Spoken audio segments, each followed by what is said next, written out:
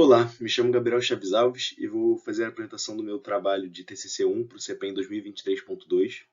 O meu projeto é intitulado Análise Numérica da Suspensão de um Veículo de Fórmula SAI e é orientado pelo professor Gabriel Mário Guerra Bernadá, do Departamento de Engenharia Mecânica. Bom, em primeiro lugar, eu vou falar sobre a importância e os objetivos de um sistema de suspensão automotivo. Esse sistema ele realiza a interligação entre as chamadas de massa suspensa e não suspensa. A massa suspensa pode ser compreendida como aqueles componentes que são sustentados diretamente pela suspensão, como o chassi, o motor, o banco, todos esses componentes da carroceria. A massa não suspensa, por sua vez, está relacionada aos componentes que não são sustentados pela suspensão, como o pneu, a roda, o cubo de roda, a manga de eixo, a pinça de freio e etc. Bom, outra característica importante de um sistema de suspensão automotivo está relacionada ao fato de que esse sistema garante a restrição de graus de liberdade do pneu. O pneu, como objeto tridimensional, ele tem a liberdade de 3 movimentos translacionais e 3 movimentos rotacionais ao longo dos seus eixos x, y e z. Entretanto, para que o seu carro funcione da maneira certa, o pneu não pode se mover livremente, dessas 6 maneiras. Você precisa restringir esse movimento para que você tenha o carro controlado e funcionando bem. E é isso que a suspensão vai fazer. Os links de suspensão que fazem essa ligação entre a massa suspensa e não suspensa, eles são projetados justamente para que você tenha uma liberdade de movimentação vertical, ou seja, que o pneu oscile verticalmente caso você passe por um quebra-mola ou um buraco, e você permite que você tenha a rotação no sentido de fazer curva. Mas outros movimentos eles devem ser limitados para que o carro tenha o controle e funcione da maneira certa. Isso é o que o sistema de suspensão faz. Bom, outra característica muito importante do sistema de suspensão está relacionada ao fato de que ele provê o controle das condições que o pneu vai ter ao longo do circuito. Isso é muito importante quando a gente pensa no cenário de esportes a motor. Nessa imagem, por exemplo, a gente vê o chamado ângulo de cambagem. Quando a gente vê na vista frontal, esse ângulo com a vertical é chamado ângulo de cambagem. Ele é um parâmetro muito importante dos pneus. O pneu é muito sensível ao ângulo de cambagem. Ele tem ângulo de cambagem ótimo para diferentes condições de curva. Quando você está num contexto de esportes a motor, você quer que seu carro vá o mais rápido possível, tenha o máximo de aderência, tenha a maior força lateral possível nas curvas. E a cambagem, por exemplo, é um fator muito importante. Então, esse controle de qual vai ser a cambagem em diferentes pontos do circuito é muito importante para que você tenha uma otimização da performance do pneu e garanta a melhor performance do carro, que é o objetivo de um esporte a motor. E a suspensão vai prover esse controle. Como você posiciona a suspensão, onde você fixa os pontos da suspensão, é muito importante e influencia diretamente nessa questão. Bom, e por fim, uma última questão muito importante com relação ao sistema de suspensão é que esse sistema vai controlar como que as perturbações da pista são sentidas pelo piloto. As molas, amortecedores e diversos componentes da suspensão vão reagir a uma maneira diferente a diferentes perturbações da pista. E mexendo na rigidez e no amortecimento que você tem na suspensão, você vai alterar como que essas perturbações são sentidas pelo piloto. Isso é muito importante para o caso de carros de rua, em que você quer sempre priorizar o conforto, você quer que o seu piloto e as pessoas que estão no carro sintam o mínimo possível essas perturbações na pista. E setar a suspensão da maneira certa é muito importante nessa questão. Bom, outra definição importante de se ter em mente, e que vai ser importante para compreender meu trabalho lá na frente, são as nomenclaturas relacionadas ao grau de liberdade de um automóvel. Um automóvel, assim como eu falei, o pneu, é um objeto tridimensional e tem 3 possíveis movimentos translacionais e longitudinais. Eu gostaria de chamar a atenção para os nomes dos 3 movimentos translacionais que você tem no veículo, que são a rolagem, o pitch e o yaw, que são esses movimentos de rotação ao longo dos eixos longitudinal, lateral e vertical, respectivamente, como pode ser visto nessa imagem. Bom, outra definição importante a ser considerada está relacionada aos componentes de suspensão que eu vou considerar para o meu trabalho. Eu vou considerar que a minha suspensão tem molas, amortecedores e barras anti-rolagem. Molas e amortecedores são mais conhecidos, são componentes relacionados à absorção e dissipação de energia que perturba o sistema, quando você tem alguma perturbação na pista. E as barras anti-rolagem são componentes que funcionam justamente como uma barra ligando um lado direito ao lado esquerdo de uma suspensão. E tem uma rigidez torcional, de forma que quando você tem algum desnível entre as duas rodas, essa barra vai torcer e evitar o chamado movimento de rolagem, que eu mencionei no slide anterior. Bom, o meu trabalho está relacionado à área de vibrações, e por isso eu acho importante ressaltar a importância dessa área de estudo. Na engenharia mecânica, principalmente, quando você vai tratar de eixos, de motores, a vibração excessiva pode ser um motivo de dano excessivo, de falha dos componentes. Tem um exemplo clássico da ponte de Tacoma, que justamente veio a falhar devido ao efeito de ressonância, ou seja, você tinha o vento atingindo a estrutura perto da sua frequência natural, que gerou a sua falha por vibração excessiva. Então a vibração é importantíssima para ser considerada em todos os projetos mecânicos.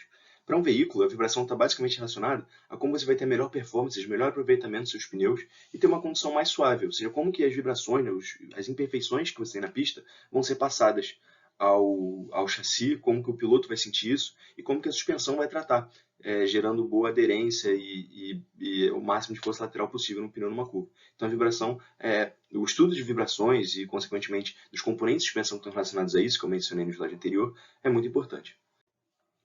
E bom, o meu trabalho ele é aplicado a um protótipo, né? Eu avalio um veículo feito para a competição Fórmula SAI Brasil. É importante mencionar a relevância dessa competição. O mercado automobilístico é um dos mercados mais importantes, setores industriais mais importantes do mundo.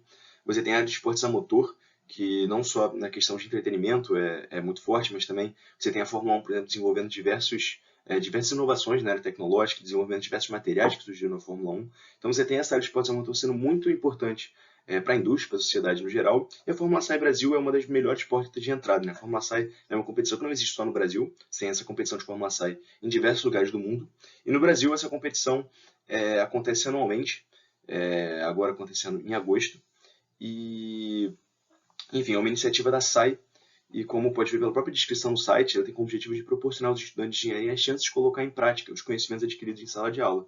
E nessa competição você tem juízes, você tem pessoas que trabalham diretamente nesse setor e são muito relevantes no cenário mundial, participando, tendo essa troca com os estudantes. Então é uma competição muito importante que deve ser muito valorizada. E por esse motivo eu participei de competições e de equipes de competição da Fórmula SAI Brasil, e por isso eu gostaria de ressaltar a relevância desse tipo de competição. Bom, finalizada essa revisão de conceitos importantes e essa introdução que foi dada, eu vou falar sobre o meu TCC em si, o que eu viso estudar e implementar. A ideia do TCC é desenvolver um modelo de 7 graus de liberdade, um sistema de vibrações em que eu tenho as oscilações das 4 massas não suspensas, ou seja, dos 4 pneus, dos 4 quartos de um carro, e eu vou avaliar também a oscilação vertical, o ângulo de pitch, o ângulo de rolagem da massa suspensa. Bom, para desenvolver um sistema de muitos graus de liberdade, como que eu mencionei no slide anterior, a abordagem geral é descrita nesse slide. Em primeiro lugar, determina-se um sistema de coordenadas consistente. Em seguida, é realizado um diagrama de corpo livre para cada uma das massas do sistema, ou seja, minha massa suspensa, cada uma das 4 massas não suspensas. E é feita uma equação de equilíbrio de forças ou momento para cada um dos 7 graus de liberdade que eu tenho no meu trabalho. Em seguida, as forças em cada um dos componentes de suspensão vai ser descrito como função do deslocamento ou velocidade. Ou seja, as molas e as barras antirrolagens, elas têm as forças em si descritas como a sua rigidez vezes seu deslocamento. E as forças dos amortecedores são descritas pelo produto da velocidade, né, de deslocamento do seu amortecedor e do seu coeficiente de amortecimento. E aí, no passo 4, esses deslocamentos e essas velocidades devem ser descritas como função de cada um dos graus de liberdade do sistema. E a partir dos diagramas de corpo livre que eu desenvolvi em B, esses deslocamentos e velocidades vão ser substituídos, tudo em função das variáveis do sistema, retornando um sistema de equações com as 7 variáveis, que são 7 graus de liberdade que eu desejo resolver. Bom, nesse slide é possível observar o diagrama de corpo livre da massa suspensa, com todas as forças que agem neles a partir dos componentes de suspensão, enquanto esse slide mostra as forças que agem nas massas não suspensas, devido aos componentes de suspensão e aos pneus, né, a força em si que age no pneu.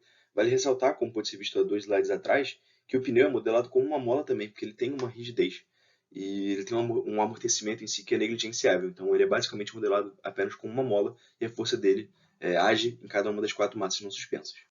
Bom, a partir da abordagem geral que eu descrevi, o sistema de 7 graus de liberdade pode ser descrito como pode ser visto nessa imagem. Ou seja, eu tenho as minhas 7 variáveis, 7 incógnitas, que são as variáveis do sistema, os graus de liberdade, que vão ser resolvidos a partir desse sistema com 7 equações. Ele é basicamente função dos parâmetros de suspensão, que são as rigidezes, o amortecimento e os parâmetros geométricos do veículo em si. Bom, no meu trabalho, então, eu viso resolver esse sistema de 7 equações diferenciais ordinárias no software MATLAB e na sua extensão Simulink. Para isso, esse software ele tem solvers próprios que realizam já o cálculo de sistemas de equações diferenciais ordinárias. O principal deles, mais utilizado, que é o que eu vou usar no meu trabalho, é o ODE 45, que realiza o cálculo desse sistema de equações diferenciais ordinárias a partir do método numérico de Dorman-Prince, cujas equações podem ser descritas a seguir. Do lado esquerdo são as equações em si, para resolver esse método numérico, enquanto do lado direito são os coeficientes que são usados pelo método de Dorman-Prince. Bom, a partir da implementação desse modelo e resolução no MATLAB, os objetivos do meu trabalho são basicamente entender como que o amortecimento vai influenciar na resposta dinâmica do veículo. Basicamente, as rigidezes de molas e barras anti-rolagem são pré-definidos num protótipo de fórmula SAE, basicamente avaliando um caso estático, né, de melhor e pior condição, mas o amortecimento é de mais difícil determinação. E muitas vezes é justamente complicado de saber qual vai ser o melhor coeficiente de amortecimento do amortecedor para o pro protótipo e para ter as melhores condições de pista. Então, o meu objetivo é justamente, a partir do MATLAB, gerar diferentes perturbações, né, diferentes cenários de pista, e ver como que isso vai influenciar no meu veículo. E quais são as melhores condições, ou seja, quais são os melhores valores de coeficiente de amortecimento que vão gerar as melhores condições para o veículo. É claro que melhor é sempre relativo, a gente tem que ter uma métrica objetiva do que a gente está avaliando.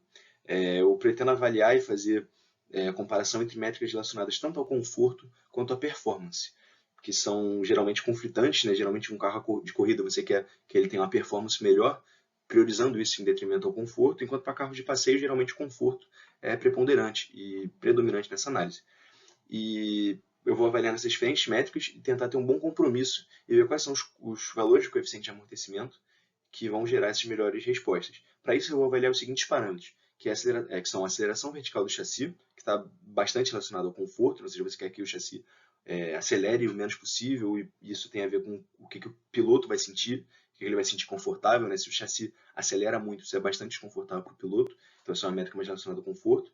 E você tem quanto que você tem de viagem de suspensão, forças dos pneus e aderência do pneu na pista, que são parâmetros mais relacionados à performance. Então, o que eu vou fazer no meu projeto eu tenho o meu modelo, eu tenho as minhas equações, eu vou para condições de pista, rodar o meu modelo variando os coeficientes de amortecimento dos amortecedores dianteiros e traseiro. E no final, eu vou avaliar esses parâmetros e ver quais os coeficientes de amortecimento, né, qual o range de valores, né, não pretendo achar, obviamente, um valor que é o melhor, mas sim possíveis valores que geram boas condições de pista. E a partir disso, gerar enfim, poder ter uma avaliação e ver valores que são considerados adequados para o coeficiente de amortecimento de um veículo de Fórmula SAI. Bom, nesse slide eu apresento as referências que foram utilizadas no meu trabalho de conclusão de curso. Bom, e essa foi a minha apresentação. Espero que tenham gostado e muito obrigado pela atenção.